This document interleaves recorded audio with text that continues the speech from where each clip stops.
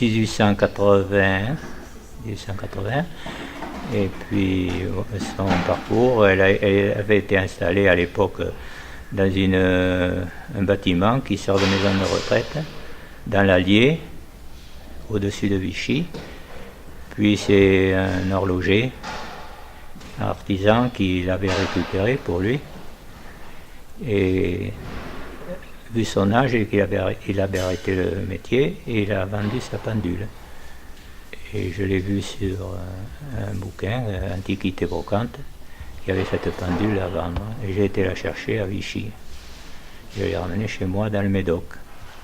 Disons que j'aime beaucoup Oloronde, puisque j'y suis arrivé en 1973 et que je suis resté à la maintenance électrique chez Lolaire pendant 17 ans.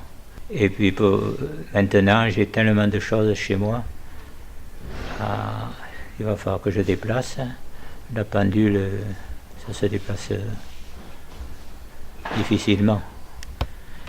Alors, en la mettant à la ville d'Oloron, je sais que je pourrais l'avoir quand je voudrais. Si je l'avais vendue, je ne l'aurais plus vue. Là, de temps en temps, je viendrai lui donner un petit coup de miroir. Aujourd'hui, on reçoit Monsieur Boussary, qui a fait don à la commune d'Oloron-Sainte-Marie d'une horloge Audobé. Donc, ce sont des horloges assez impressionnantes qui, à la base, étaient destinées à être dans un clocher. Donc, ici, elle va être exposée dans le hall de l'hôtel de ville, tout simplement parce que, en fait, on souhaiterait vraiment que l'hôtel de ville devienne aussi un lieu à visiter.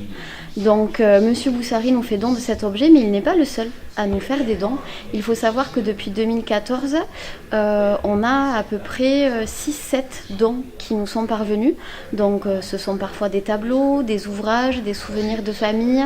Et sachez en fait que dans le cadre de la valorisation du patrimoine oloronnais, vous pouvez faire don de vos objets, de vos souvenirs à la commune. On étudie avec vous s'il y a un intérêt patrimonial.